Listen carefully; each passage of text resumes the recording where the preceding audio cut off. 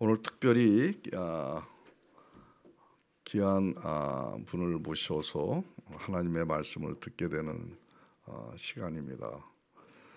특별히 오늘은 좀 박수를 좀 치고 싶어요. 사실 평신도 사역자로서 이렇게 훌륭한 하나님 나라 전파를 위해서 정말 하시는 분들인 만큼, 또 오늘 멀리서 어려운 시간을 내셔서 오신 저희들에게는 귀한 손님인 만큼 정말 저희들이 감사하다는 그런 박수, 또 그분이 평신도 사역자로서 또 그동안 얼마나 고생하시며 하나님 나라를 위해서 했다는 노력하셨겠는가를 생각하면서 격려의 박수, 또 감사의 박수. 그리고 이것이 유엄모 교수님이신데요, 그분의 모든 일들이 하나님께 영광을 돌릴 수 있는 일이 됐으면 하는 바람의 박수. 한번 박수를 먼저 치고요.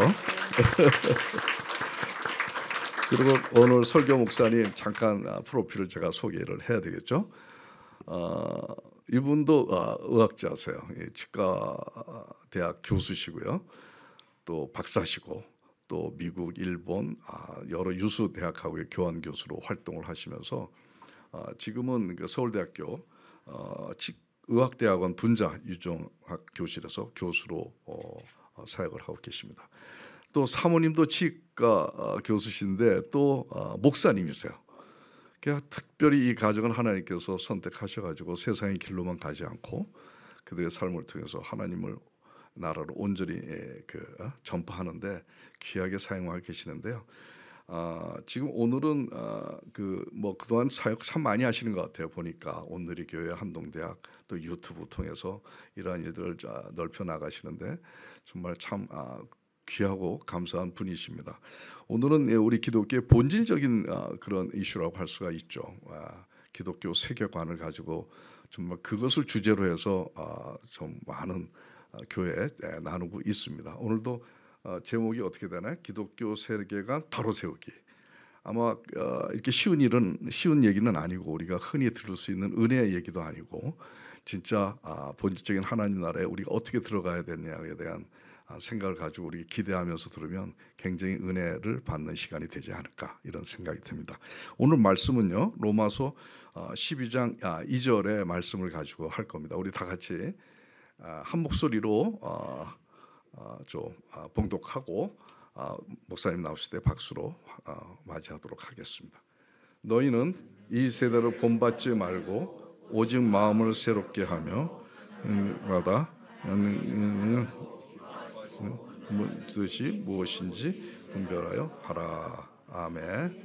자, 나오실 때 우리 박수로 환영하겠습니다.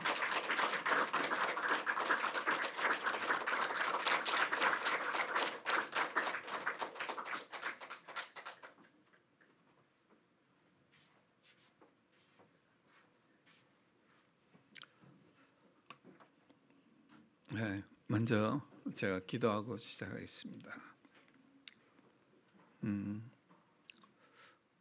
하나님 아버지, 이 귀한 자리에 불러주시니 감사합니다. 주님, 제가 부족하지만 주님께서 저희 마음과 생각과 또 입술을 주장하셔서 주님께서 전하시고자 하는 말씀을 이곳에서 전하도록 인도하여 주옵소서. 듣는 모든 분들 마음의 밭을 기경하셔서 듣는 귀와 그 마음의 밭이 활짝 열리도록 주님께서 인도하여 주옵소서.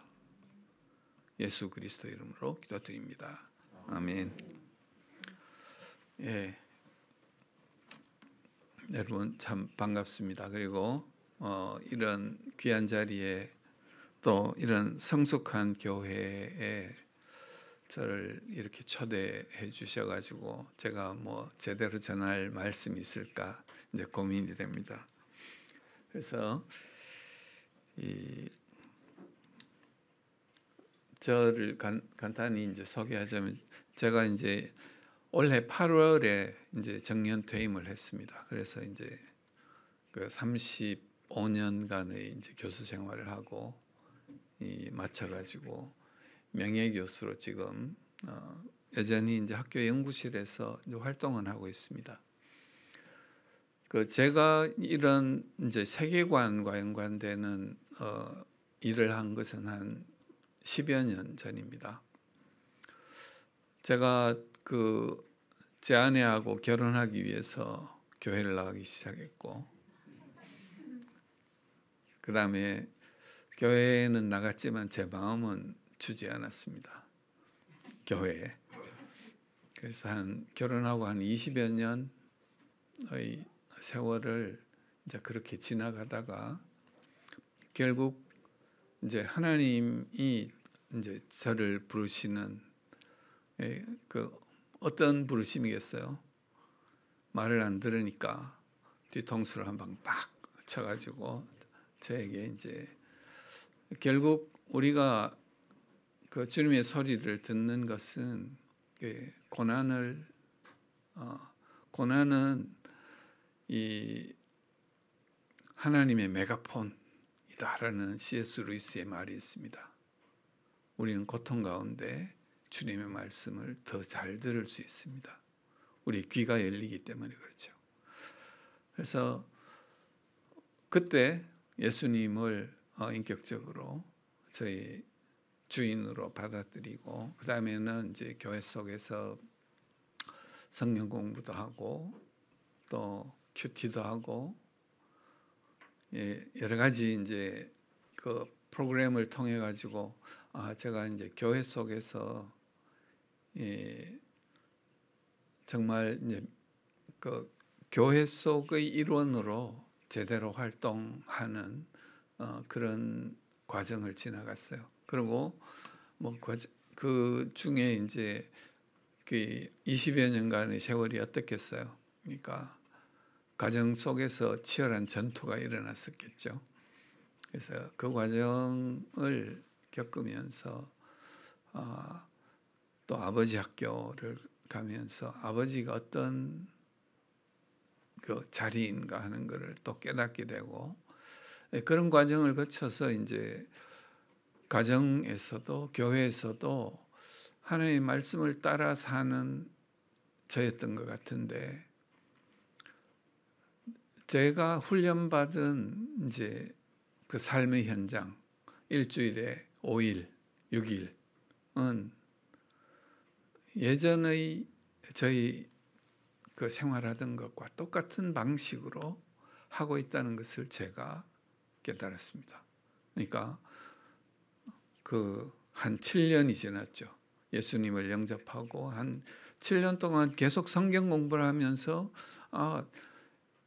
그 전에 제가 이제 내비게이터 성경 공부를 제 아내가 밀어 넣어 가지고 한 1년간을 한 적이 있는데, 거기서 깨달은 거는 이분은 나의 모든 것을 원하시는구나. 나는 그걸 드릴 준비가 안 돼 있다. 그래서 도망을 갔어요. 근데 이제 그분이 나의 모든 것을 주지 않겠니 하고 묻는데, 교회와 가정에서는 그쪽으로 이제 가려는 치열한 노력을 하고 있는 것을 보는데, 세상 속에서는 제가 아주 잘 훈련되어 있는 방식으로 이때까지 제 몸에 아주 익숙한 그 방식대로 그대로 하고 있다는 것을 깨달았습니다. 그래서 이게 과연 그리스도인으로서 옳은 것인가? 이제 그때 고민을 하고 있을 때 제 친구가 저기 이제 충돌하는 세계관, 저건 이제 제가 제 딸과 함께 번역한 책인데, Understanding the Times라는 내용의 이제 미국 기독교 학교의 세계관 교과서예요. 고등학교. 3년 동안 가르치는 내용이라서 이 책이 한 700페이지가 넘는, 그걸 제 친구가 한번 읽어보라 그래서 거의 서문만 읽는데도 90페이지인가 그래가지고, 이걸 도저히 내가 이제 공부하면서 또 논문도 쓰면서 이렇게 할 일은 아니겠다. 그래서 마침 제 딸에게 이제 이걸 부탁을 해서 번역을 하고 제가 이제 또 생물학과 과학 부분은 이제 제가 이제 번역을 했습니다. 근데 이걸 번역을 하다가 보니까 제가 저 혼자 알아서 될 일이 아닌 것 같다는 생각이 들어서 주변에 있는 제가 이제 온누리 교회에 있었으니까 온누리 교회에 있는 많은 분들 장로님께도 물어보고 뭐 주변에 여러분들에게 여쭤봤는데 그 기독교 세계관이라는 것에 대해서 별로 이제 관심이 없더라고요. 그러니까 세상에서의 삶과 교회 속에서의 삶의 일치와 관계되는 부분에 대해서 생각을 많이 하지 않는 것 같더라는 거예요. 그래서 이제 온누리 교회는 또 그 뭔가 이렇게 딱 보이는데 할 일이 보이는데 다른 사람 눈에는 보이지 않는 일이면 그건 네가 할 일이다. 이게 그런 그게 있기 때문에 이게 내가 할 일인가?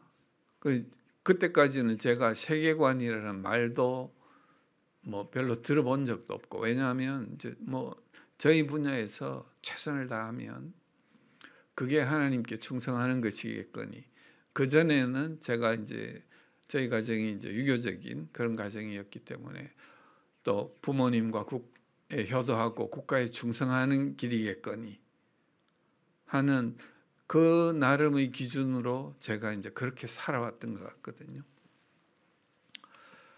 그래서 이제 이게 그러면 이제 이게 내 눈에 보이니까 이제 공부를 해보자 이런 생각으로 우리 대학의 학생들에게 이제 이 과목을 개설을 했습니다. 세계관의 이해, 그러니까 기독교 세계관의 냄새를 풍기면 안 되니까 학교에서는 이제 비교 세계관의 형태로 여러 세계관들이 있는데 그 중에 이제 기독교 세계관을 강조하기 위해서 이제 이걸 했는데 덜컥 그게 이제 채택이 됐어요.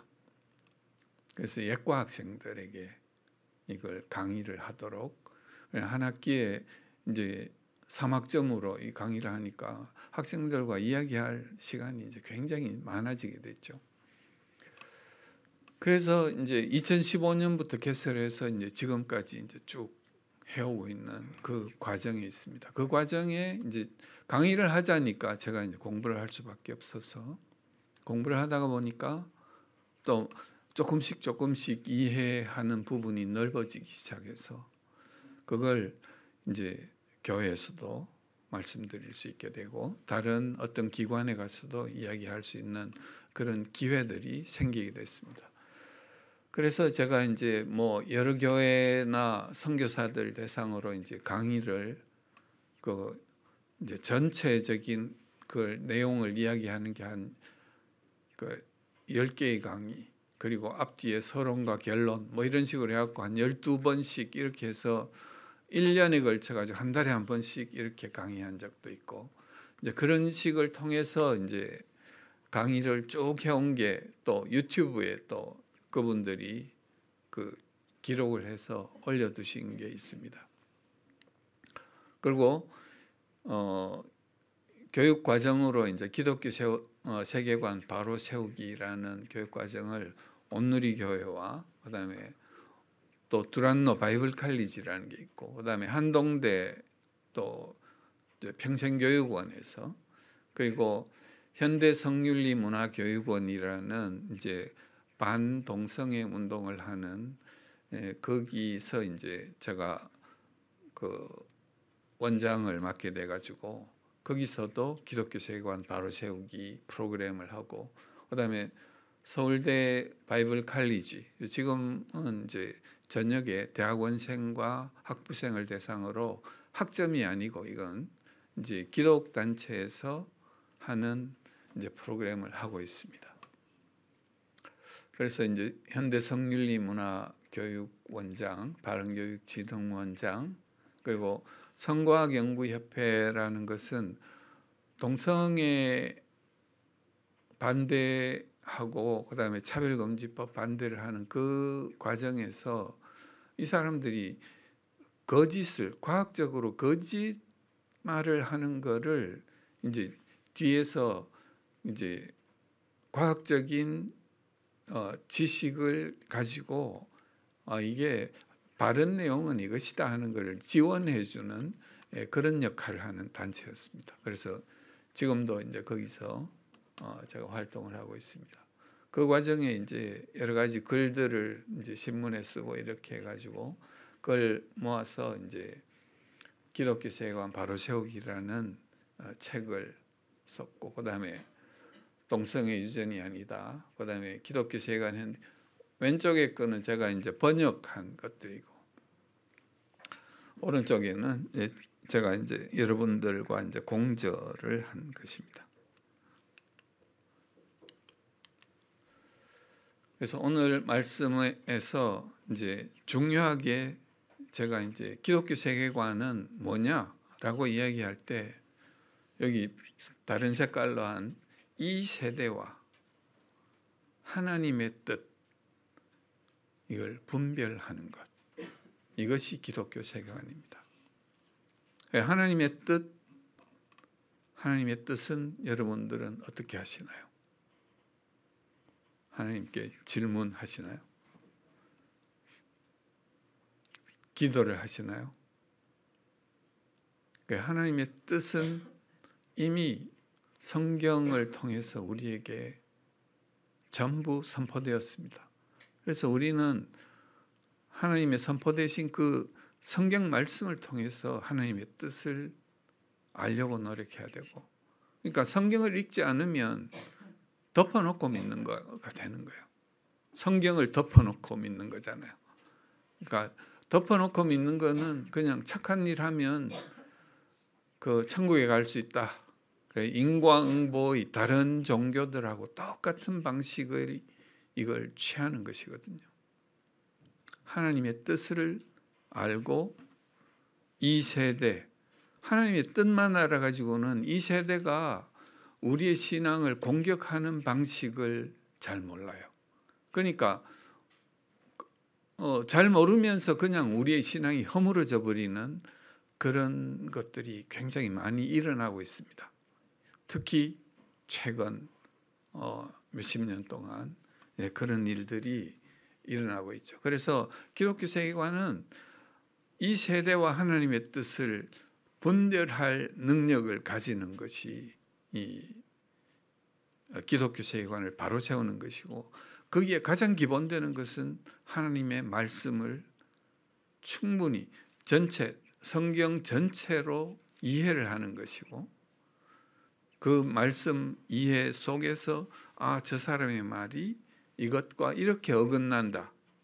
거기에 대해서 하나님은 어떻게 대응하라고 하시는가를 또 성경 속에서 찾고 대응하는 것. 그것이 기독교 세계관을 바로 세우는 것이라고 말씀드릴 수 있습니다. 그럼 세계관은 무엇이냐? 세계관은 여기 나무가 있죠. 나무가 이렇게 자라려면은 씨가 뿌려지고 그 씨에서 나무의 뿌리가 나와야 되죠. 뿌리는 그 토양으로부터 영양분을 흡수를 합니다. 그래서 줄기가 나오고 가지가 치고 그다음에 이파리가 나고 거기에 꽃이 피고 열매가 생기죠.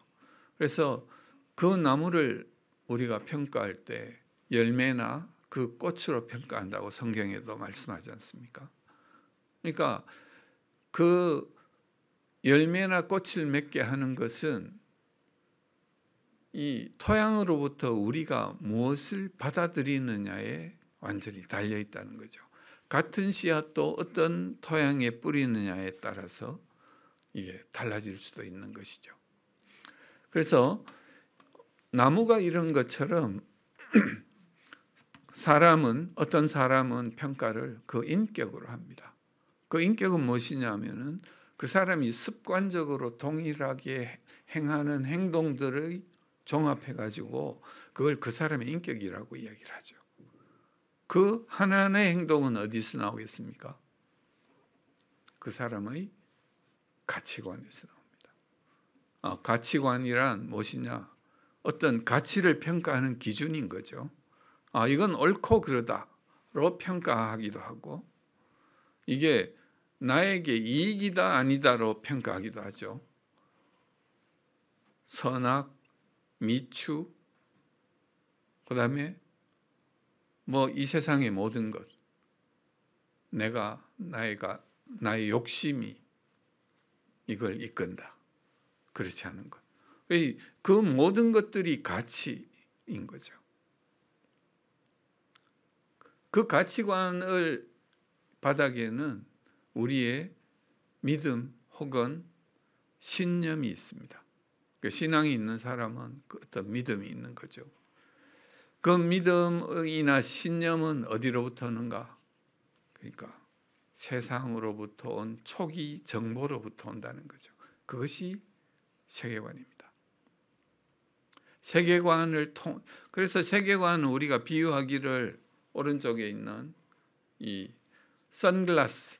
선글라스처럼 우리가 어떤 선글라스의 색깔을 끼고 있으면 어떤 빛은 투과하고 어떤 빛은 차단을 해버리죠. 여러분들 유튜브나 이런 거 몇 번 보면 너 이거 좋아하지 하면서 거기에 관련되는 것들을 우리에게 주잖아요. 그런 것처럼 우리가 먼저 들어온 어떤 정보들에 의해 가지고 우리가 그 다음 뭔가를 할 것들을 걸러버린다는 것입니다. 그러니까 선점이 아주 중요한 거죠. 그러니까 우리 자녀들에게 신앙을 물려주는 것, 그들의 신앙을 선점하는 것, 이건 정말 중요한 일입니다. 그렇지 않으면 다른 것이 먼저 그 자리를 차지할 테니까요. 그래서 여기 이 그림에 보는 것처럼 먼저 들어온 어떤 입력된 정보들에 의해 가지고 우리의 생각, 아주 단순한 생각들이죠. 그 단순한 생각이 만들어지고 그 단순한 생각으로 우리가 어떤 선글라스의 색깔을, 기본 색깔을 칠합니다. 그러면 그 다음부터는 그쪽 방향의 정보들만 받게 되는 거죠. 우리가 부모님이 이제 그리스도인 부모 가정에서 태어난 아이가 불교나 이슬람과 연관되는 그런 정보들이 차단되기도 하고 본인이 관심 없기도 하고 그런 것이죠. 그래서 그 부분에 대해서 아무 정보도 가지지 않은 채 어떤 우리가 판단을 하게 되는 그런 것이 되는 것입니다. 그래서 먼저 들어온 정보는 아주 허술하더라도 나중에 가면은 그것이 나의 믿음을 형성하게 돼요. 그래서 먼저 들어온 정보, 그 선입견이라는 게 아주 무서운 것입니다. 그래서 제가 비유할 때 지하철 타고 갔어요. 지하철 타고 가는데 바로 옆에 앉은 사람이 동성애는 그 유전이 되는 것이라서 그 사람들은 책임이 없는 것이래. 그래서 그 사람들을 너무 비난하거나 이렇게 하면 안 된대 라는 이야기를 들었어요. 그때 나는 아무 정보도 없어요. 동성애에 대해서 뭐 좋고 싫고도 없고 그 외에 기타 다른 정보가 아무것도 없는 상태에서 이 이야기를 들었어요. 그러면 그런 상태로 그냥 이제 지나갑니다. 그래서 그 사람들은 나가고 나는 그냥 있었는데 어느 날 갑자기 누군가가 당신 동성애에 대해서 어떻게 생각해요? 하고 나의 의견을 갑자기 묻는 거예요. 내 머릿속에 들어있는 정보는 그것밖에 없어요. 그러면 그걸 내 입으로 그냥 한번 반복을 합니다. 그러면 그 다음에는 어떻게 돼요? 그게 나의 신념이 되는 거예요. 믿음이 되는 겁니다. 그 동성애에 대해서 찬성의 어떤 의견을 가진 사람들은 대부분 그런 식으로 시작해가지고 그게 자기 믿음이 되어버린 사람들인 거죠. 그래서 우리는 그 부분을 우리의 세계관을 그런 의미에서는 한번 되돌아볼 필요가 있다는 것이죠. 세계관은 기본적으로 부모님 흉내를 내면서 가정에서 바탕색이 칠해집니다. 그러니까 선글라스를 부모님 거를 끼든지 부모님이 사준 걸 끼든지 부모님의 선글라스를 끼는 것이죠. 그런데 공교육 기간 동안 공교육은 우리나라의 공교육은 무신론 교육입니다. 국민교육이죠. 나라에 충성하는 국민을 길러내기 위한 교육입니다. 이게 교육학자 존 듀이의 교육 철학에서 나온 것이에요. 존 듀이는 실용주의 교육을 부르짖었거든요. 프라그마티즘. 실용주의 교육이 뭐냐 하면 교실 속에서 하나님과 국가가 같은 학생을 놓고 나를 따르라 하면은 문제가 생긴다. 서로 다른 소리를 할 수 있다는 거죠. 그래서 교실 속에서 하나님은 추방돼야 된다. 그것이 소위 이야기하는 실용주의 교육이라는 거예요. 그게 1930년대부터 미국 공교육에서 시작이 됐습니다. 그래서 한 세대가 지나니까 케네디 때에 가서 1960년대 초반에 학교에서 어떤 종교적인 행위도 할 수 없다 하는 걸로 이제 한 세대가 지나니까 그렇게 변해버린 거예요. 그래서 우리 자녀들은 저를 포함해서 저도 마찬가지로 공교육을 받았으니까 저도 이제 국민교육 현장을 암송하면서 자란 세대입니다. 그러니까 여러분들이 학교 교육을 잘 받았다면 여러분은 무신론자가 되어서 마땅한데 이 자리에 계신 거예요. 하나님이 보호하사. 우리 자녀들도 마찬가지입니다. 우리 자녀들, 제가 기독교 세계관 바로 세계관의 이해라는 과목을 개설하고 학생들하고 이야기를 해보면 부모님이 크리스찬이라고 하는 학생들이 한 30%쯤 돼요. 그 비율이 꽤 높아요. 더 높은 편인데 너는 어떠냐 물으면 자기는 그걸 버렸다는 학생이 많아서 5% 이하로 내려가는 걸 봅니다. 지금 우리 세대가 그런 세대거든요. 왜 그러냐 물어보니까 학교에서 진화론 배우고 난 다음에 하나님이 믿어지지 않아요. 이런 말을 합니다. 그리고 기숙학교 가서 교회 안 다니다 보니 그렇게 됐어요. 그 다음에 부모님이 공부 더 열심히 하라고 교회 오지 말래요. 고등학생 동안. 그 학생의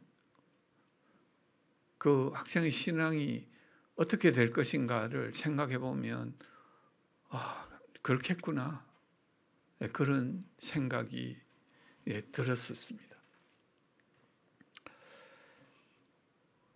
그래서 이제 그 다음에는 우리가 또 세상 속에 있으면서는 우리가 시간을 많이 보내는 거에 우리의 마음이 빼앗긴다는 것을 우리는 생각해야 됩니다. 유튜브나 이걸 매달려 있는 분들이 많죠. SNS에.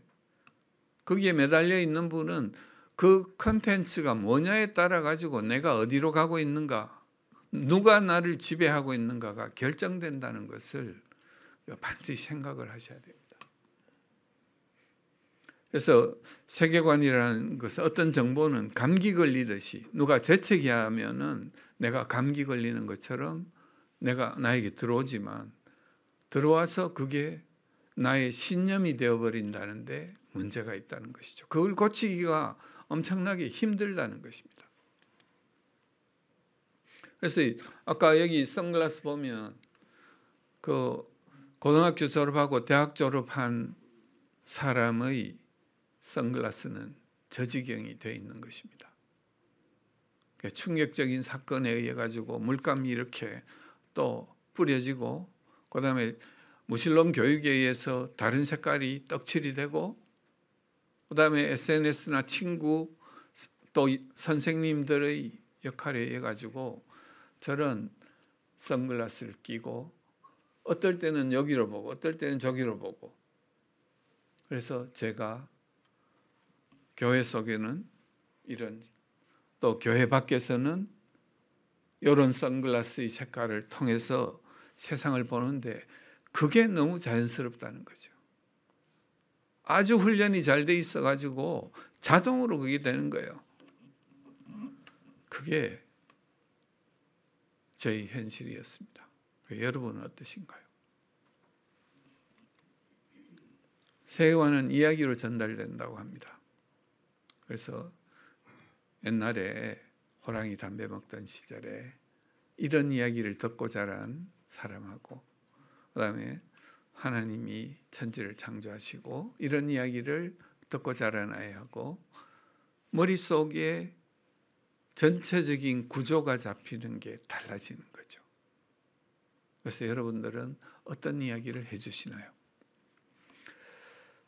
그 세계관은 그 이야기들이 전체적으로 엮여가지고 그 여러 개의 에피소드들이 뭉쳐진 하나의 큰 이야기를 메타내러티브라고 합니다. 한 개 한 개 이야기를 영어로 이제 내러티브라고 해요.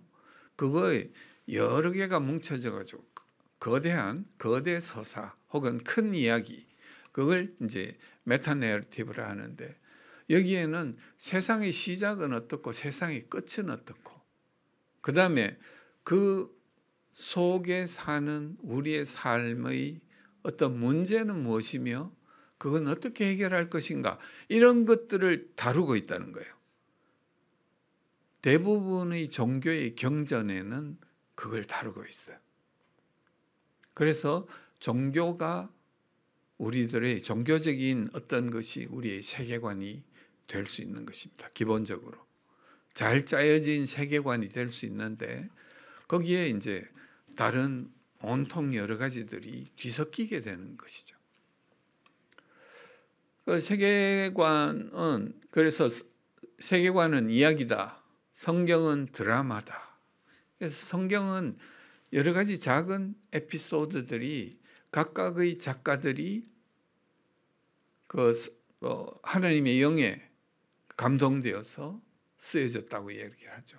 모든 성경은 하나님의 감동으로 된 것으로 교훈과 책망과 바르게 함과 의로 교육하기에 유익하니. 그러니까 교육할 수 있는 작은 에피소드들로 돼 있는데 성경은 그 전체 큰 이야기를 담고 있다는 거예요. 작은 이야기에만 집중하지 말고 큰 이야기를 보라는 것입니다. 큰 이야기는 성경은 네 단어로 이야기할 수 있습니다. 창조, 타락, 구속, 완성. 그건 조금 이따가 간단히 드릴 거고요. 세계관은 세 개의 큰 범주로 나눌 수 있습니다. 유일신적 세계관이 있고, 그 다음에 초월적 세계관, 이건 범신론적 세계관이라고 할 수 있어요. 그 다음에 유물론적 세계관, 이건 무신론 통합입니다. 그러니까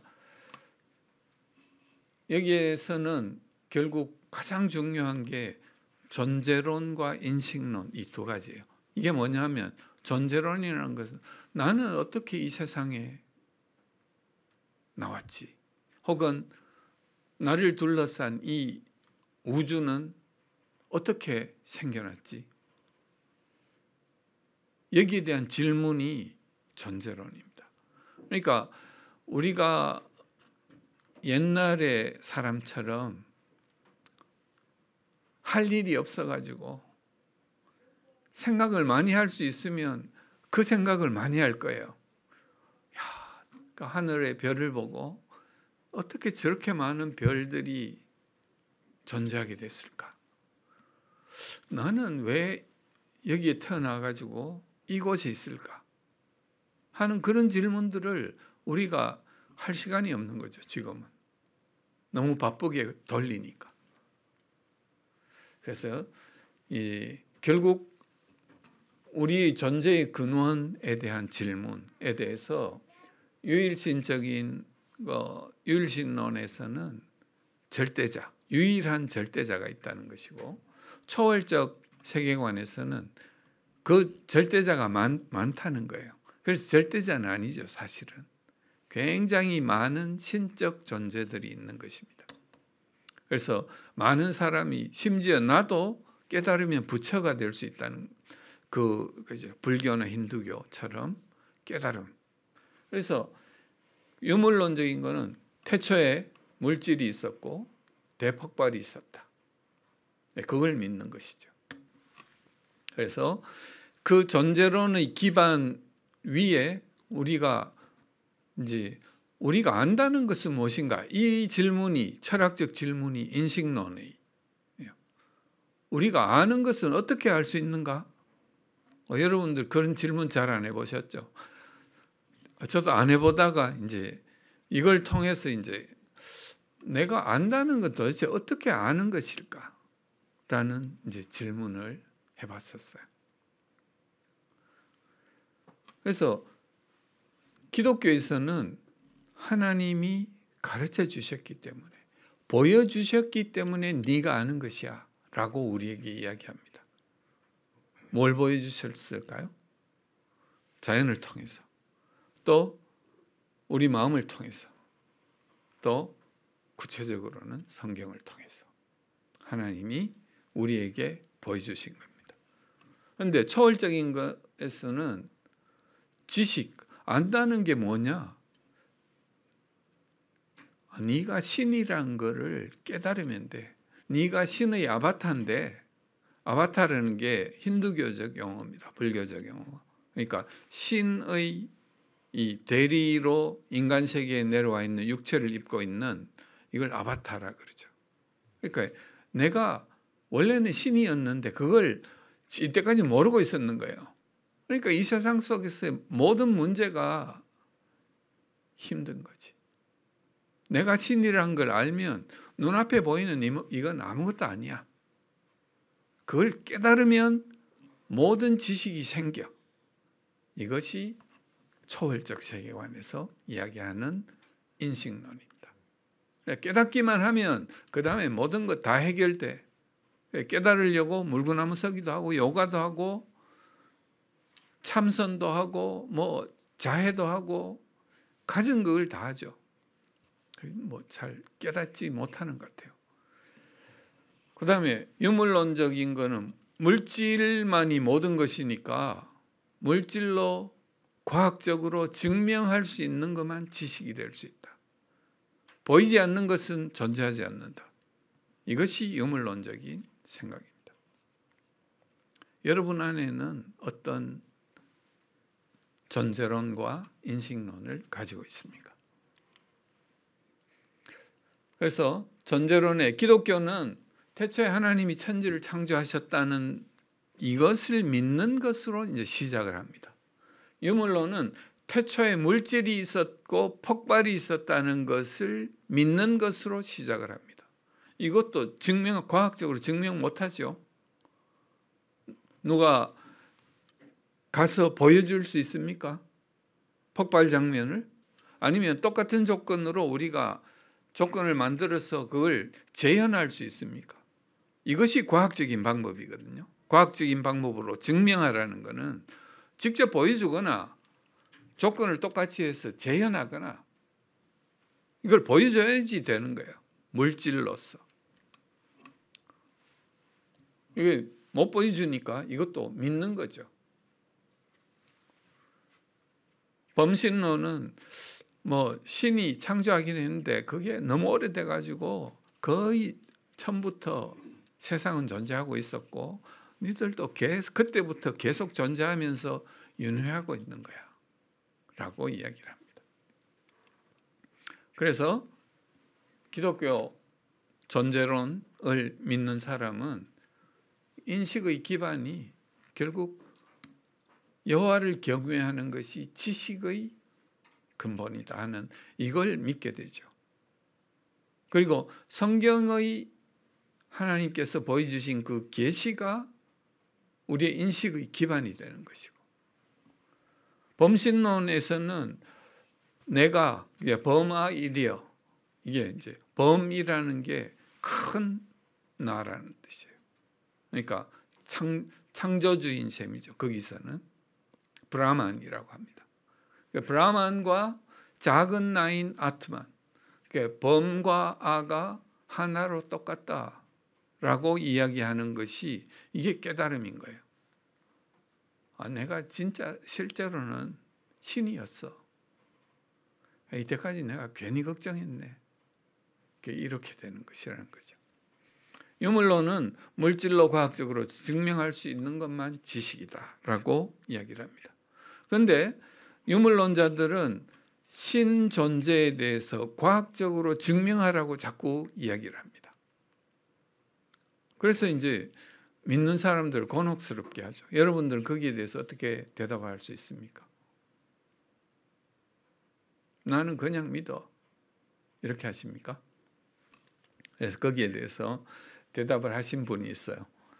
엘빈 플랜팅가라는 이제 기독교 이제 철학자인데, 이분은 모든 지식은 믿음을 기반으로 한다. 그러니까 생각해 보세요. 여러분들이 알고 있는 모든 지식은 어떤 기반이 되는 믿음을 가지고 있습니다. 그 믿음, 그러나 어느 누구도 자기의 믿음의 기반을 증명할 수는 없다. 과학적으로.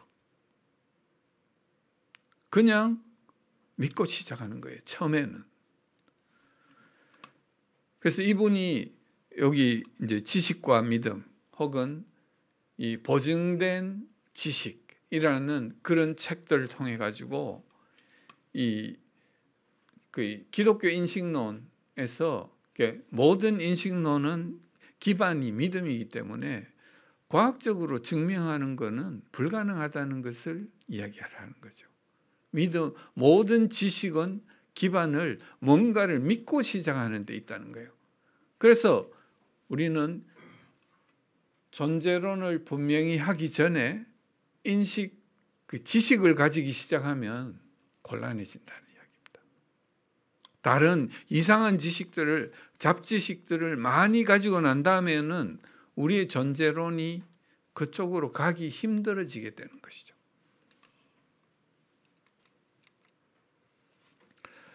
그래서 기독교 존재론과 인식론의 기반은 두 가지 계시입니다. 일반 계시와 특별 계시. 일반 계시는 하나님이 우리에게 주신 자연, 그 자연을 보고 그 장엄한 어떤 광경을 보고, 야, 이건 진짜 누구도 만들 수 없다. 그 신이 아니면 만들 수 없다. 밤하늘에 많은 별을 보고 이건 신이 아니면 만들 수 없다. 우리가 그걸 인정할 수밖에 없게 되는 것이고, 최근에 이제 제가 어디 가서 또 강의를 그때는 이제 과학 강의를 했는데, 제가 분자 유전학이니까 유전학으로 보면 진화론은 절대 일어날 수 없는 것이다 라는 것을 유전학의 원리로 설명을 쭉 했거든요. 그랬더니 거기 앉아 계시던 다른 분이 자기는 조직학을 해서 전자현미경으로 세포의 구조들을 이렇게 살펴보는데, 그걸 보면서 이건 도저히 저절로 생길 수는 없는 것이다. 그러니까 진화론은 불가능하다. 이 깊이 들어가서 이걸 공부한 사람은 그걸 알 수 있다는 것이, 진화론은 사기라는 것을. 그래서 진화론은 사실은 무신론자들의 이념이에요. 그래서 신의 발이 과학의 문 속으로 들어오지 못하도록 막는 것. 그다음에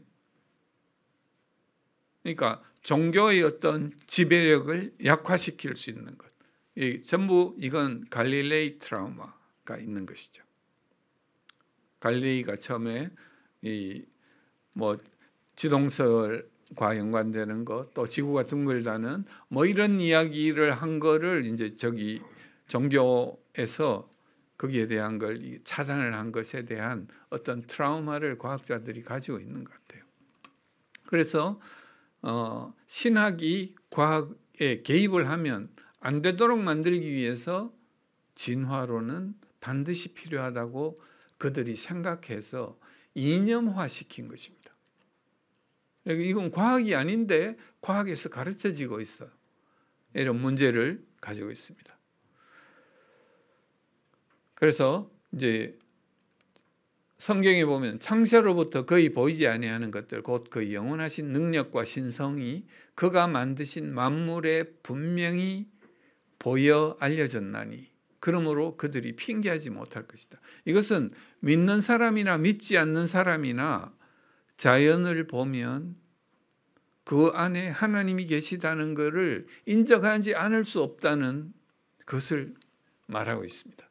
특별 계시는 이제 성경을 통해서 아주 구체적으로 하나님이 어떤 분이시고 하나님이 우리를 이 땅에 보내신 그리고 우주를 창조하신 그 방식과 이 이유에 대해서 설명을 하고 있는 거죠. 그래서 여기 요한복음 1장 1절부터 5절이 우리 기독교의 존재론과 인식론의 기반을 잘 보여주고 있다고 이야기를 합니다. 태초에 말씀이 계시니라. 이 말씀이 하나님과 함께 계셨으니 이 말씀은 곧 하나님이시라. 그가 태초에 하나님과 함께 계셨고 그 말씀이 예수님이시죠. 그러니까 태초에 하나님과 함께 계셨고 만물이 그로 말미암아 지은 바 되었으되, 그러니까 존재의 근원을 여기서 설명을 하고 있잖아요. 그로 말미암아 지은 바 되었으니 지은 것이 하나도 그가 없이는 된 것이 없느니라. 그 존재론의 기반을 여기서 설명을 하고 있습니다. 그 안에 생명이 있었으니 이 생명은 사람들의 빛이라. 빛이 어둠의 빛이 돼. 이게 인식론입니다. 우리에게 이렇게 가르쳐 주시는데 어둠이 깨닫지 못하는 거예요. 그래서 여기 여러분들에게 이제 그럴듯한 어떤 정보가 우리에게 처음 왔을 때 그걸 덜컥 이건 진리구나 하고 받아들이지 마시라는 거죠. 그냥 정보의 상태로 공중에 띄워놓고 여러 세월을 지나보는 거예요. 아까 지하철에서 탔는데 그 이야기 듣고 이건 진리야 하고 내 입으로 고백하지 말고 그냥 이건 정보에 불과해 라고 띄워두자는 거죠. 그 다음에 찬성과 반대의 어떤 의견들을 몇 개씩 각각 들어보고 거기에 대해서 내가 어떤 결론이 나면 그건 지식의 수준까지 올라갈 수 있습니다. 그러나 그것이 진리의 수준이 되려면 어디를 거쳐야 되겠어요? 성경의 필터를 거쳐야 됩니다. 성경 말씀과 어긋나느냐 그렇지 않느냐. 왜냐하면 진리는 예수님께서 말씀하셨잖아요. 내가 길이요 진리요 생명이니. 예수님이 진리라고 하셨어요. 그 진리의 기준에 우리가 비춰서 거기에 맞는 것만 우리가 진리의 반열로 집어넣어야 됩니다. 그거 아닌 거는 그냥 지식으로 뭐 이렇게 판단할 수 있겠네라는 정도로 남겨둬야 되는 거죠.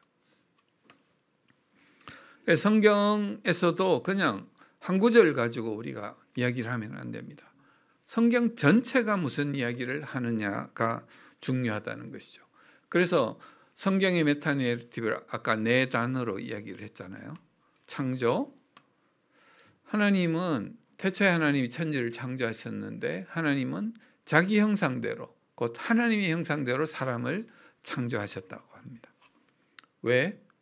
하나님은 에덴 동산 속에서 우리와 같이 거하시면서 교제하기 위해서 하나님의 형상과 또 다른 성품도 담게 우리를 만드셨어요. 그런데 창세기 3장에 가면 모든 사람이 죄를 범하였음에 하나님의 영광이 이르지 못하더니 우리가 죄를 범함으로 인해서 하나님과 이 절벽을 사이에 두고 격리되게 됩니다. 그 중간에 죄가 있는 것이죠. 그 죄는 불순종입니다. 그러고는 내가 하나님의 소리를 듣고 벗었으므로 두려워하여. 그러니까 하나님과 격리된 사람의 삶은 두려움 그리고 죽음 두 가지가 있습니다. 그래서 한 번 죽는 것은 사람에게 정하신 것이요 그 후에는 심판이 있다. 죄의 삭은 사망이다. 그래서 하나님을 떠난 사람에게 내려진 벌이 불안과 두려움, 그리고 노동의 힘듦, 그 다음에 사망, 영원한 생명을 얻지 못하게 생명나무에 접근할 수 없도록 쫓아내신 거죠. 그래서 에덴 동산에서 퇴출된 인간은 처음 창조된 인간과 다르다고 봅니다.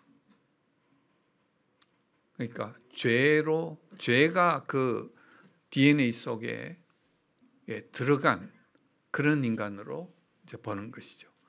그렇지만 하나님은 그 죄를 반드시 심판하셔야 되지만 여전히 인간을 사랑하시는 이 두 가지, 하나님은 공의와 사랑, 그 하나님의 성품, 그 인간을 사랑하지만 죄를 벌할 수밖에 없는 것이잖아요. 그래서 하나님의 딜레마가 나오게 되죠. 그래서 하나님은 결국 한 사람을 택하십니다. 그래서 창세기 3장 이후에 일어나는 모든 일은 인간의 실패, 그 다음에 하나님이 그럼에도 불구하고 한 인간을 선택해서 그 자손, 그 민족을 통해서 어떻게 하나님께 너희들이 가까이 올 수 있으며 너희들을 통해서 다른 민족들이 하나님께 가까이 올 수 있는 제사장 나라를 삼아서 구약 전체가 그 이야기예요. 그러니까 우리의 타락인데 하나님은 여전히 우리를 사랑하시고 가까이 오기를 원하시는 거죠. 그래서 짐승의 피로 우리 죄를 덮으시고 하나님께 가까이 올 수 있는 길을 열어주신 거죠. 그런데 구약의 기간 동안 그게 도저히 안 된다는 것을 하나님이 이제 또 깨닫게 되셨죠. 그래서 안 되겠다. 내가 직접 가야 되겠다. 그래서 하나님이 직접 사람의 몸을 입으시고 이 땅에 오신 사건이 임마누엘의 사건이 예수님이신 거예요. 그 예수님은 이 땅에 오셔서 인자가 온 것은 섬김을 받으려 함이 아니라 도리어 섬기려 하고 자기 목숨을 많은 사람의 대속물로 주려 함이라. 그러니까 십자가는 우리의 죄를 덮기 위해서 예수님이 거기서 자신의 목숨을 드린 거예요. 자신의 목숨을 드렸기 때문에 이제 이 십자가의 이걸 통해서 사람이 하나님께로 가는 길이 생긴 거죠. 그래서 내가 길이요 진리요 생명이니 나로 말미암지 않고는 어디로? 아버지께로 올 자가 없느니라 라고 말씀하신 거예요. 그래서 다른 종교에서는 왜 예수 그리스도만 유일한 구원의 길이냐라고 너희들은 편협해. 이런 말 안 들어보셨어요? 다른 종교에는 이 복음이 없어요. 복음이 없다고요. 우리 죄를 대신하시고 또 살아나셔서 진짜 이분이 하나님이라는 걸 보여주신 그 복음이 없다는 거죠. 십자가의 죽음과 부활을 누가 대신해 준 그 신이 없는 거예요. 이슬람이 없어요. 유대교에도 없어요. 불교에도 없어요. 니들이 알아서 해. 어떻게 착하게 살면 구원받을 거야. 이건 무신론자도 알아요. 인과응보. 그걸 불교에서는 카르마라고 하죠. 업보. 우리가 뭘 쌓았느냐에 따라서 그 다음 생에 너의 운명이 결정된다. 이런 것들이 되는 것이죠. 그래서 하나님과 함께하는 사람은 어떻게 돼요? 불안, 두려움 대신에 평안을 얻게 돼요. 평안을 너희에게 끼치노니 나의 평안을 너희에게 주노라. 그리고 영원한 생명을, 내가 온 것은 양으로 생명을 얻게 하고 더 풍성히 얻게 하려 함이라.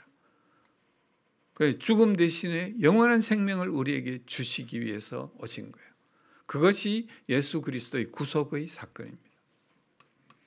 그 다음에 구속받은 우리는 어떻게 해야 되느냐 하는 것이 성경의, 신약 성경의 후반부에, 복음서 뒤쪽에 우리의 삶이 어떻게 돼야 될 것인가 하는 것을 보여주고 있습니다. 즉 율법 아래에서 죄의 사슬과 율법의 무거운 짐을 지고 있던 우리들이 십자가 아래 그 사슬과 짐을 내려놓고 그 은혜로 우리가 구원을 받습니다. 그 은혜는 뭐냐 하면 너희들이 지금 이 모양 이 꼴이지만 예수 그리스도와 동등한 의로움을, 너희들을 의롭다 하겠다. 칭의, 우리가 지금 꼴이 이렇지만은 우리를 의롭다고 인정을 해 주신 거예요. 우리는 예수님 따라 살기 위해서 좀 거룩한 척 하지만 하나님은 우리의 마음까지 보시고 우리의 전체를 보시면 우리가 아직 이 바닥에 있는 것을 우리는 인정하지 않을 수 없습니다. 그래서 인정받은 우리들은 예수 그리스도께서 또 성경 전체를 통해서 하나님이 우리에게 말씀하신 그 방향을 향해서, 우상향으로 가는 방향이죠. 그 방향으로 우리는 살아가야 됩니다. 그 살아가는 그 과정이 성령님의 인도에 의해 가지고 그 길을 따라가는 길이죠.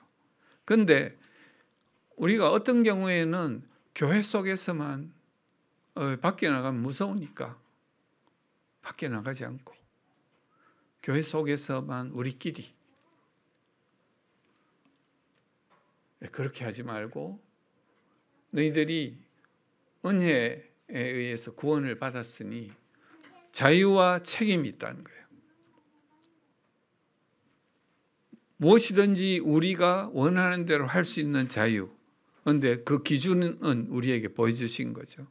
그래서 우리에게 그 기준을 보고 우리가 거기에 따라서 뭔가를 할 책임을 주신 거죠. 그래서 하나님은 뭘 명령하셨어요? 마지막으로 지상명령이라는 것이 가서 모든 민족에게 말씀을 전하고 세례를 주고 가르쳐 지키게 하라고 이야기하셨잖아요. 우리에게 세상 밖으로 나가기를 원하세요. 그래서 우리가 잘못될 수도 있어요.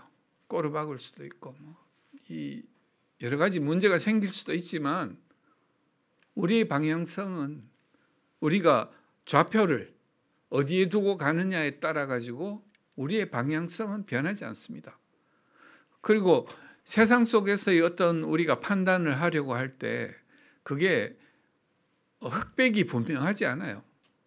항상 회색지대, 이거에 하나님이 성경 어디에서 이게 어떻게 우리가 있는 그 정황이 성경에 나타나지 않거든요.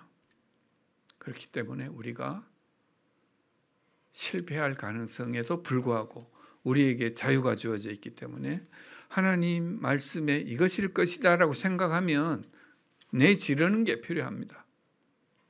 그러면 그거 아니다 라고 말씀해 주실 거예요. 바로.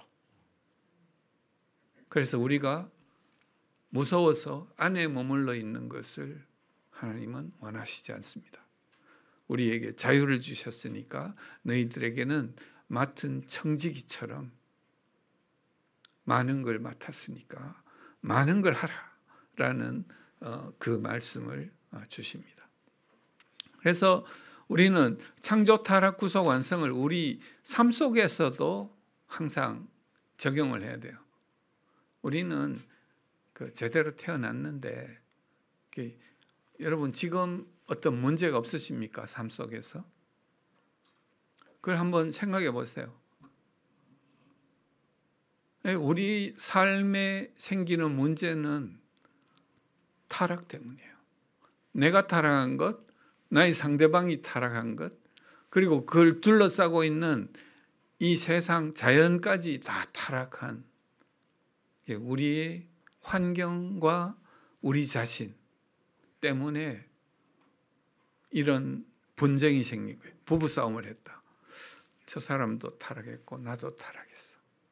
그리고 우리 가정을 둘러싸고 있는 이 전부 타락한 사람들이 모여서 하는 것이에요. 우리는 그걸 인정을 해야 되는 것이죠.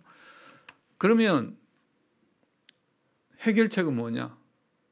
예수님은 오셔서 어떻게 하셨어요? 십자가를 지셨거든요.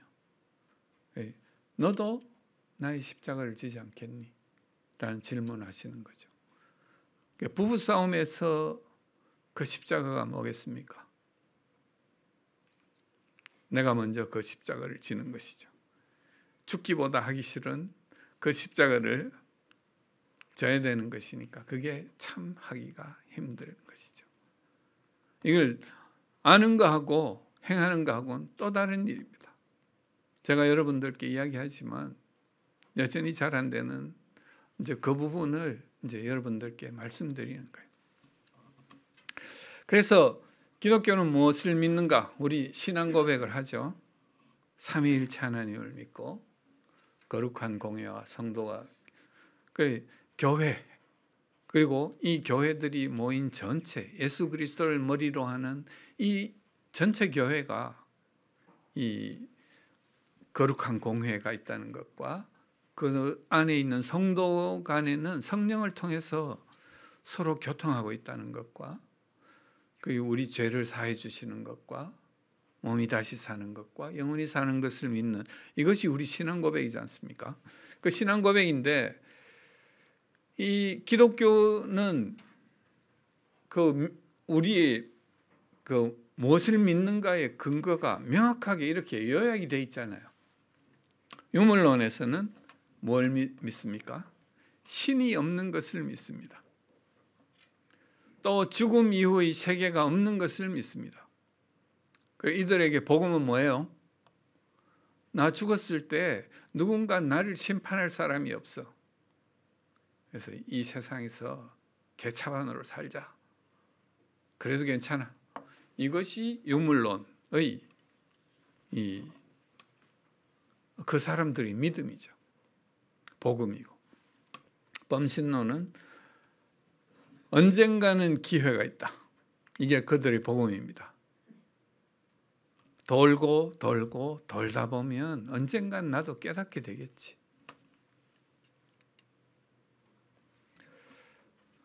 여러분들에게 질문을 드립니다. 당신의 이 신앙 고백, 사도신경의 신앙 고백을 이 믿지 않는 사람들에게 설명할 수 있습니까? 이걸 어떻게 당신 뭘 근거로 가지고 믿어? 그러니까 우리가 다른 분에게 복음을 전하려면 이런 질문을 받게 됩니다. 나는 못 믿겠는데.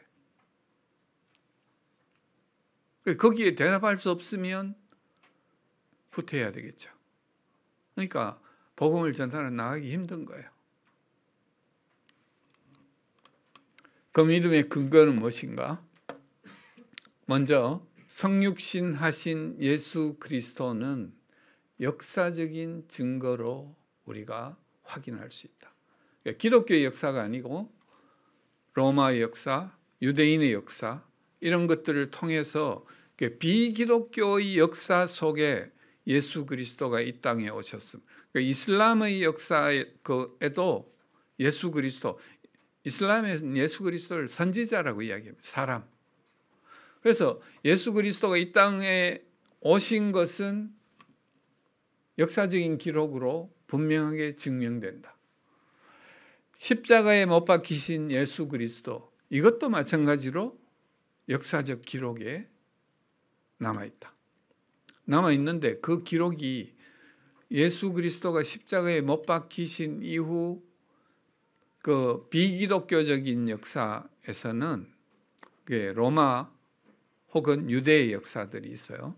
그 역사 속에 한 예수님 돌아가시고 한 60년 혹은 80년, 그러니까 다른 그 기록들은 대체로 우리가 역사 속에서, 우리가 역사책 속에서 아주 믿는 그런 것들은 500년, 1000년 후에 적힌 것들이 많아요.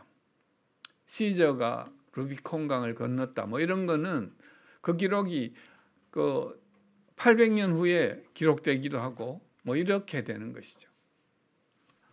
그래서 이 기록은 사건이 일어나고 거의 아주 빠른 시기 내에, 복음서는 예수님 돌아가시고 30-40년, 그러니까 예수님이 살아서 기적을 행하시고 예수님이 십자가에 죽으셨다가 부활하신 것을 직접 목격한 사람들, 그러니까 성경에 있는 말이 이거 사기다 라고 누군가 지적할 만한 사람들이 아주 많은 때에 기록되었다는 것이고, 그것이 계속 남아있다는 것이에요. 그러니까 이거 우리가 역사적 사실로, 증거로 우리가 믿을 수 있는 것이죠. 그 다음에 예수님이 부활했다는 것에 대해서는 다른 데서는 인정하지 않아요. 그렇지만 예수님이 죽으신 다음에 빈 무덤이 발견됐다는 것은 기록이 많이 남아 있습니다. 그러면 일단 빈 무덤이 있다는 것은 유대인이 시켜서 이 성경에 보면 그 시체를 딴 데로 옮기라고 해서 이제 이 병사들이 뇌물을 받고 쟤들이 가져갔다 이렇게 이제 소문을 냈다고 한다 하는 그런 기록도 있잖아요. 그런 것처럼 이 빈무덤 발견은 일단은 예수님이 죽은 채로 그냥 그대로 있지 않았다는 걸 보여주죠. 역사적 기록에서. 그 다음에 마지막으로 예수님이 부활하셨다는 증거는 예수님이 체포당하고 십자가에 못 박히실 때 비겁하게 도망갔던 그 제자들이 목숨을 걸고 예수 그리스도의 십자가의 죽으심과 부활을 증언하다가 그들도 십자가에 못 박혀 죽었다는 거예요. 거짓말을 전하기 위해서 그런 처형을 무릅쓰고 끝까지 그런 걸 할 사람이 있느냐는 거죠. 사도 바울도 마찬가지죠.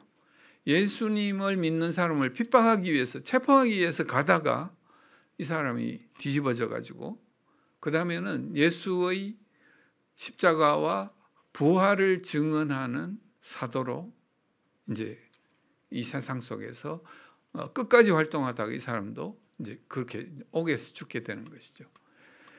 그러니까 우리는 이런 역사적 증거들과 이걸 통해 가지고 우리는 예수님의 십자가 죽으심과 부활을 믿는 것이죠.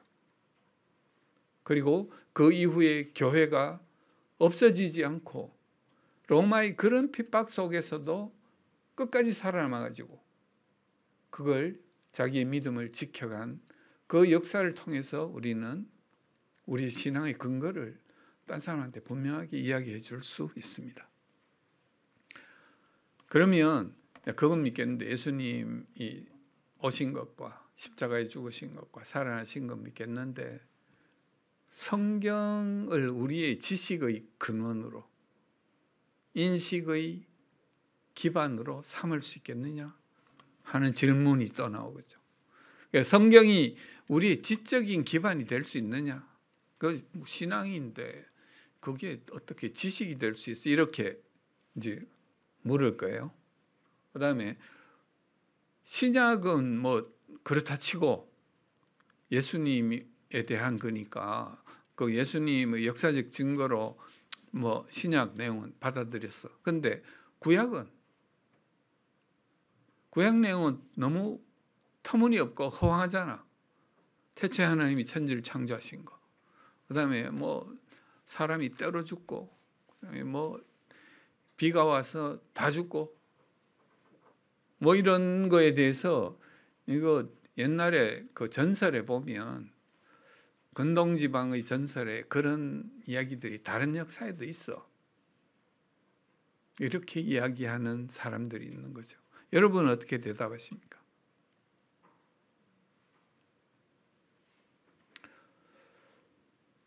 믿지 않는 사람에게 내 삶의 지적 기반과 진리의 근원이 성경인 것을 여러분들이 이야기할 수 있습니까? 그래서 구약 성경은 이렇게 이야기합니다. 예수님께서 오셔서 사탄과 처음에 대적할 때 뭘 인용하셨죠? 성경 말씀을 인용했는데 그게 구약 성경이잖아요. 그때는 신약은 없었을 테니까.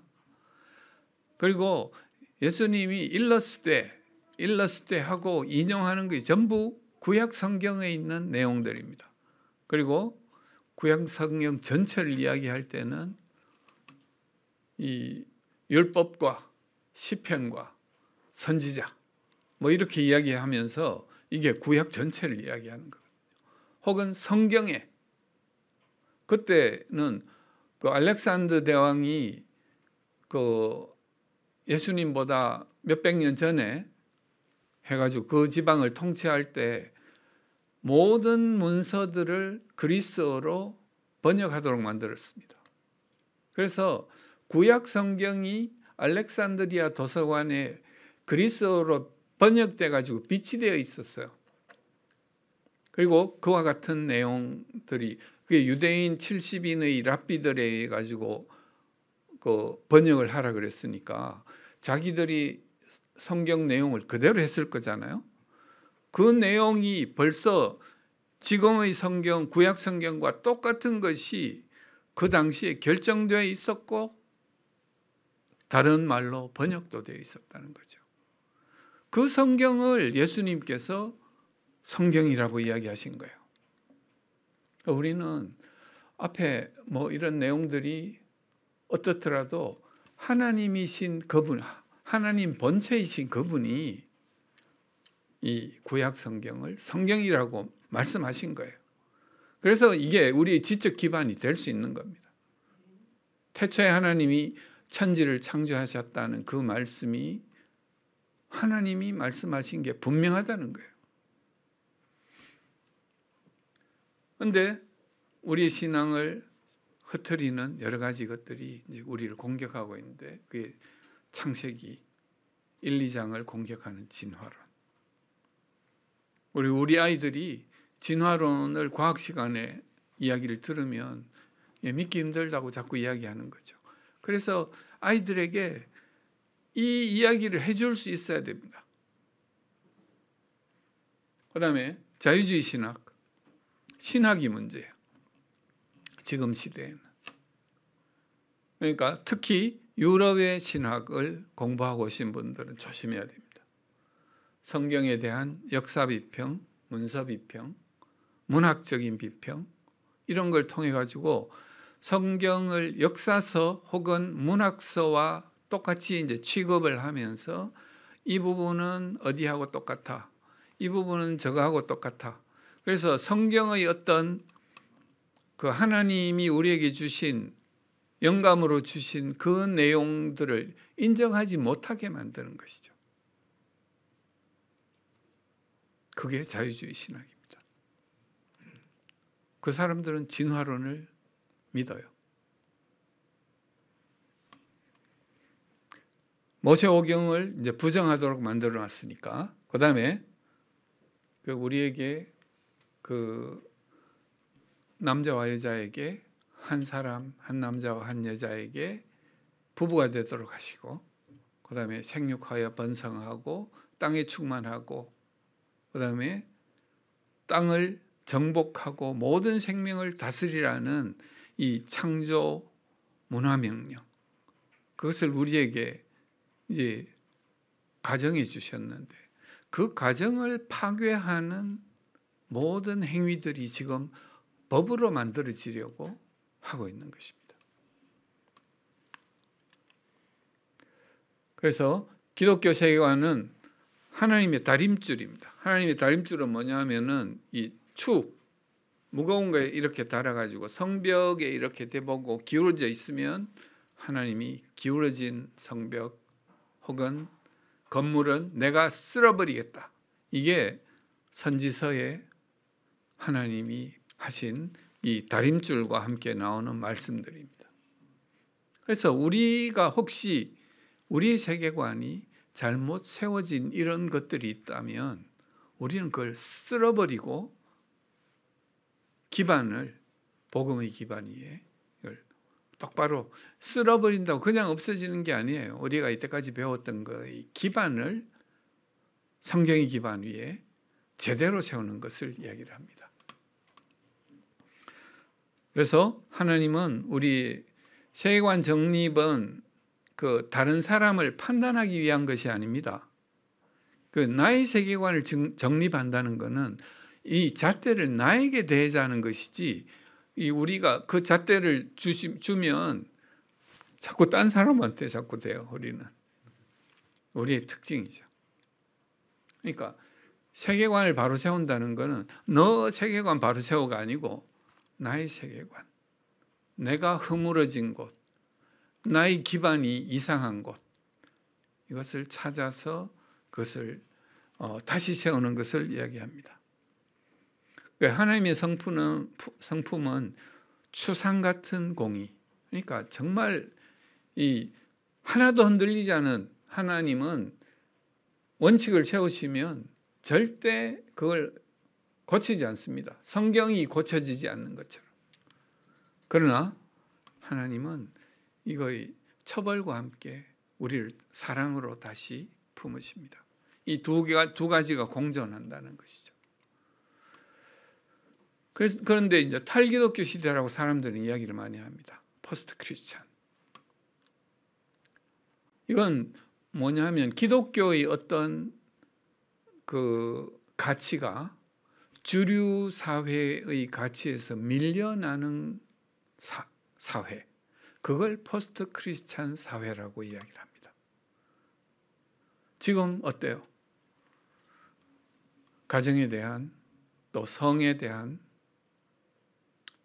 또 세상의 시작에 대한 이런 기독교적인 가치가 주류적인 어떤 가치의 중심에 있다가 이게 밀려나기 시작하는 이 시대에 있다. 이게 이제 유럽에서 시작해서, 유럽은 벌써 다 끝났고 미국 진행 중이고 우리나라에 얼마 전부터 이제 시작돼 가지고 우리나라도 지금 이제 위험한 시기가 된 것입니다. 그중에 과학주의, 진화론을 앞세운 과학주의와 그다음에 모든 것을 해체하자. 다 걸리적거리니까. 걸리적거리는 것은 개인을 억압하는 것이다. 억압하는 것은 인권을 억압하는 것이다.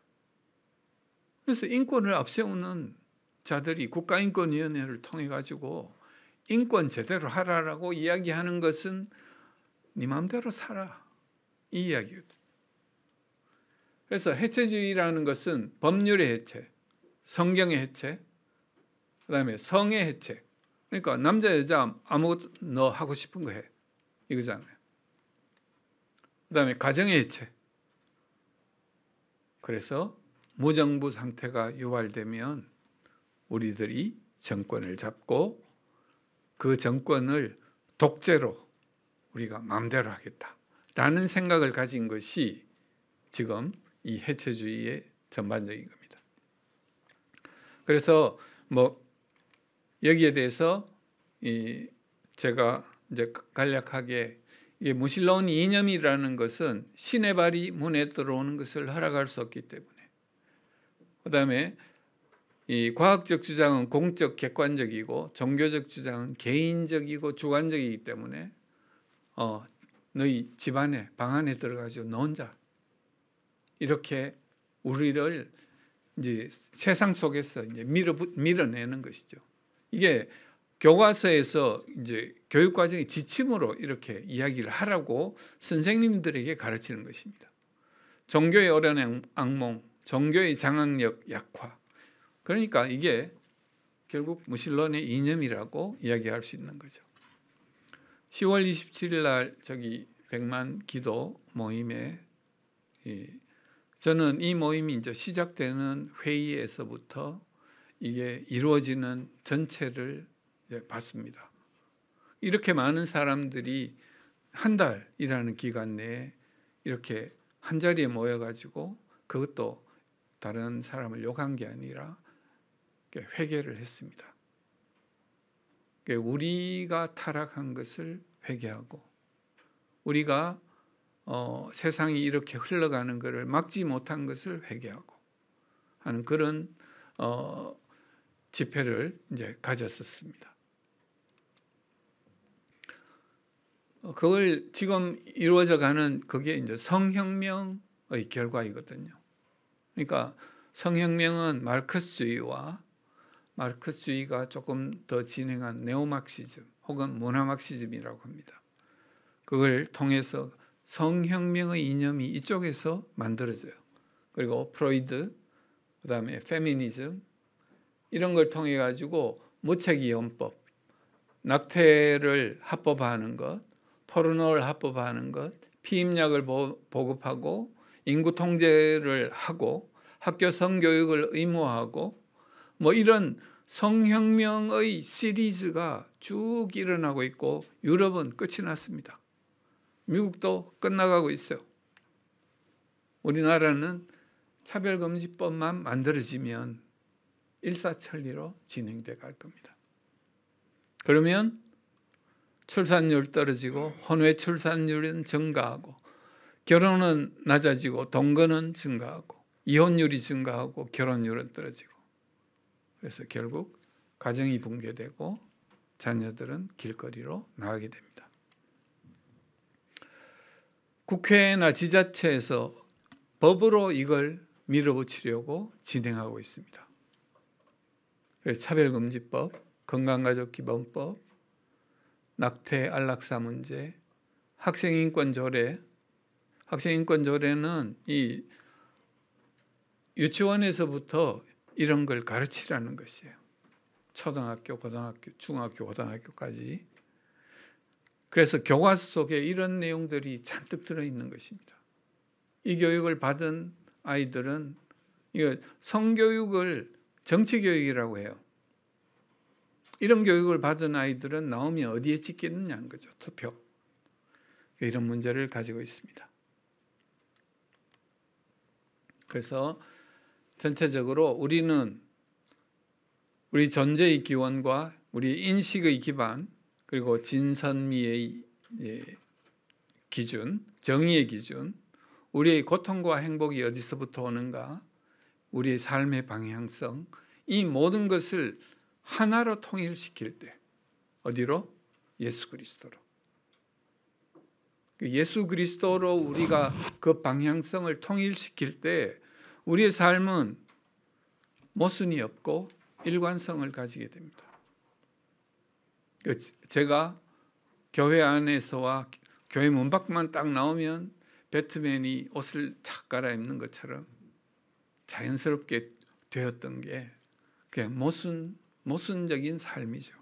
그 모순적인 삶이 이제 일관성 있는 견고한 삶으로 바뀌게 될 것이라는 거죠. 그래서 여기에 이제 마지막으로 이거는 같이 한번 읽고 난 다음에 기도는 제 사랑하는 아내인 강혜리 목사님께 부탁을 드리겠습니다. 시작. 다른 복음은 없나니 다만 어떤 사람들이 너희를 교란하여 그리스도의 복음을 변하게 하려 함이라.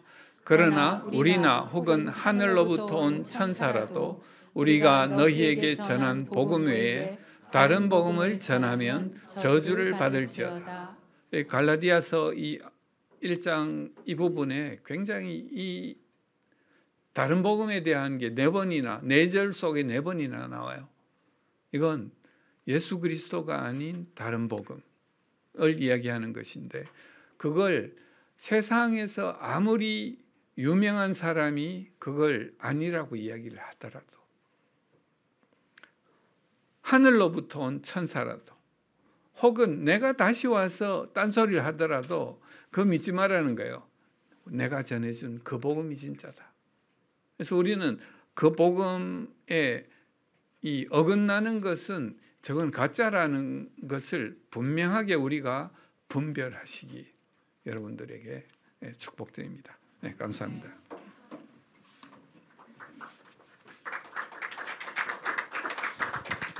시간이 많이 되었는데요. 그래도 잠깐 제가 하나님 주신 마음이 있어서 기도하고 마무리했으면 좋겠습니다. 제가 항상 남편이 말씀을 전하거나 제가 또 교회 가게 될 때 항상 하나님께 말씀을 구하거든요. 그때 오늘은 특히 이제 제가 말씀을 구할 때 빌립보서 말씀을 주셨는데 준비해온 걸 다 할 시간 없을 것 같아요. 그래서 제가 그냥 지금 하나님 주시는 대로 우리가 같이 기도했으면 좋겠고, 다 같이 우리 자리에서 일어나셨어요. 제가 길게 하지 않겠습니다. 그렇게 기도했으면 좋겠습니다. 지금 우리는 치열한 영적 전쟁의 시대를 살고 있습니다.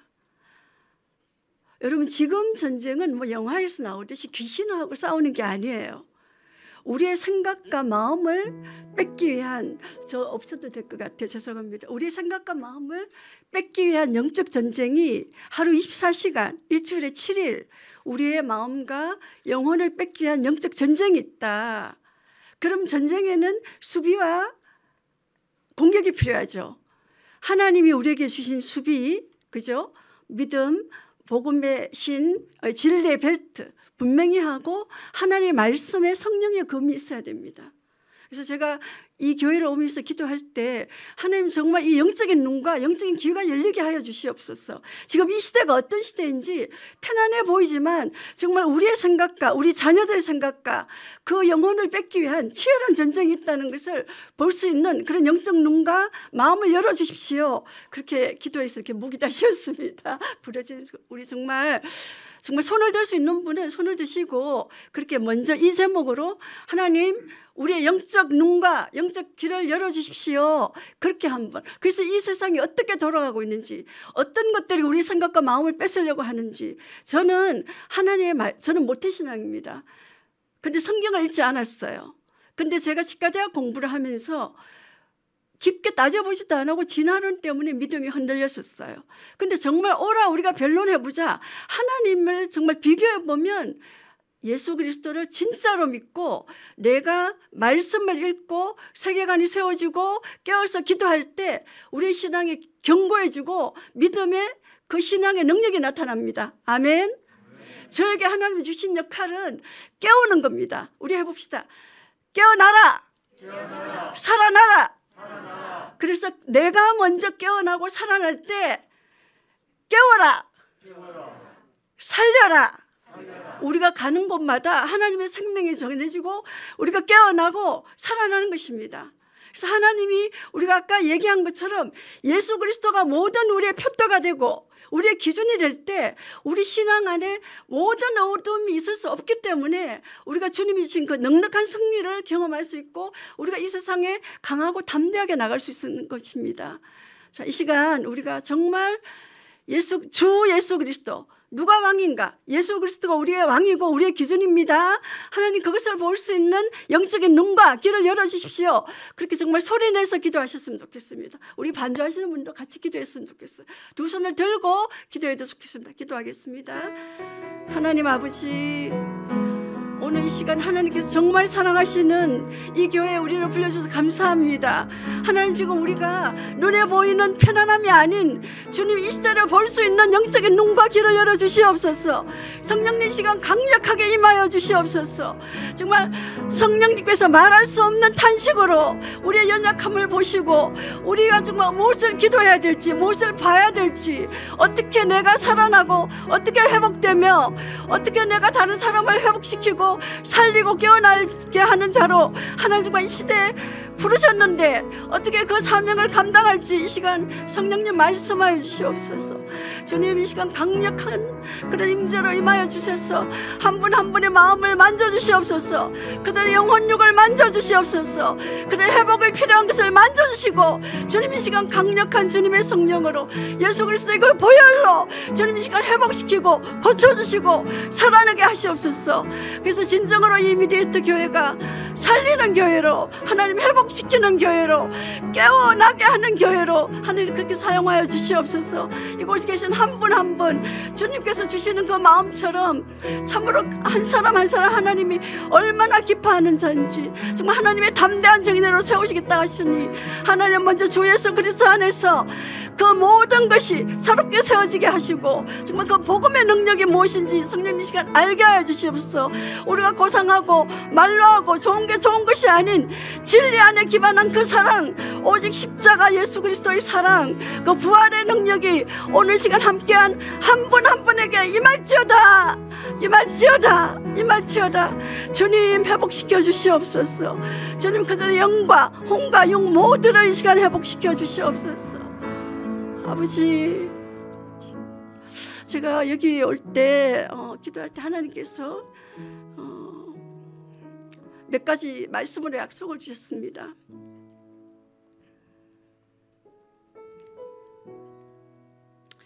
빌립보서 말씀에 있는 것처럼 표대를 향해서 정말 우리가 달리기 경주를 한다면 그 결승전에 마지막에 최선을 다해서 달려야 됩니다. 우리가 이 땅에서 사는 동안은 끝까지 우리가 주님 주 예수 그리스도 그 하늘의 상을 바라고 끝까지 달려야 됩니다. 여기 계신 모든 분들이 그 표대를 향해서 주 예수 그리스도의 그 십자가 사랑 때문에 아버지의 그 구원의 은혜가 무엇인지 알기 때문에 그렇게 정말 우리가 그 결승점을 향해서 최선을 다해서 달려갈 때 우리의 믿음의 선진들이, 세상이 감당할 수 없는 믿음을 가졌던 그 히브리서 11장의 믿음의 선진들이 모두 일어나서 여러분을 환영하고 안아주고 박수치고 예수님이 여러분의 품을 안아줄 것입니다. 우리가 그 믿음의 표대를 향해서 정말 깨어서 기도하는 자들이 되고 영적으로 분별하는 자들이 될 수 있도록 지금 소리내서 기도하시면 좋겠습니다. 우리 두 손을 들 수 있는 분들은 다 한번 두 손을 들어보시면 좋겠습니다. 제가 이 교회가 어떤 교회인지 모릅니다. 저는 그냥 하나님 주시는 마음으로 그렇게 순종하면서 기도하겠습니다. 우리 같이 기도하겠습니다. 하나님, 제가 여기까지 정말 주님의 은혜로 달려왔습니다. 그러나 나의 남은 인생을 하나님께서 더욱 아름답게 쓰실 줄 믿습니다. 하나님 그 믿음의 표대를 향해서 그 결승점을 향해서 우리의 믿음의 선지들이 가신 것처럼 그렇게 달려갈 수 있는 우리 한 사람 한 사람이 되게 주님 힘주시고 능력 주시옵소서.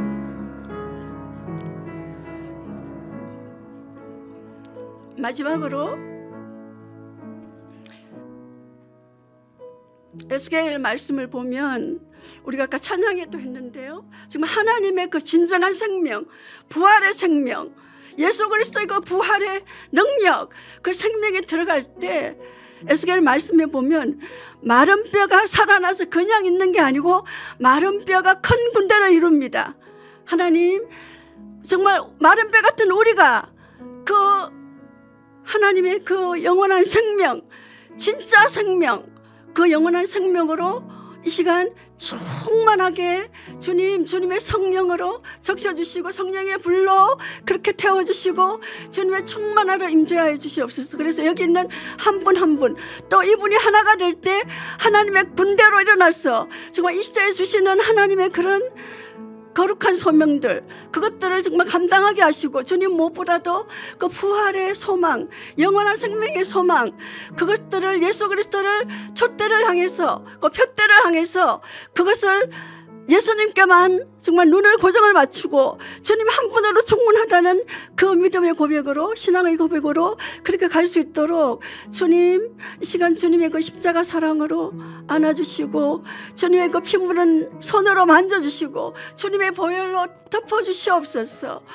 하나님, 회복이 필요한 모든 부분 주님 회복시켜 주시고 하나님 아픈 부위 만져주시고 주님의 그 모든 권능의 손길로 모든 치유와 회복이 일어나며 정말 사람을 살리는 자로 육체뿐만 아니라 영혼육을 살리는 자로 그렇게 그런 귀한 교회로 그런 병원으로 주님 사용하여 주시옵소서. 우리 같이 기도하겠습니다.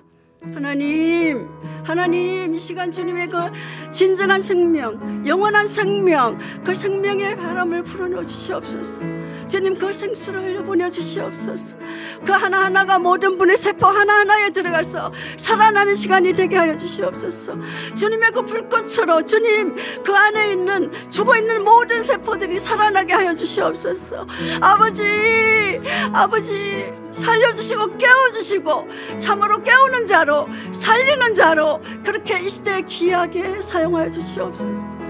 인간의 말과 생각이 아닌 오직 주 예수 그리스도가 왕 되시고 예수 그리스도가 통치하시는 그 하나님의 나라 천국을 이 땅에서 경험하게 하여 주시옵소서.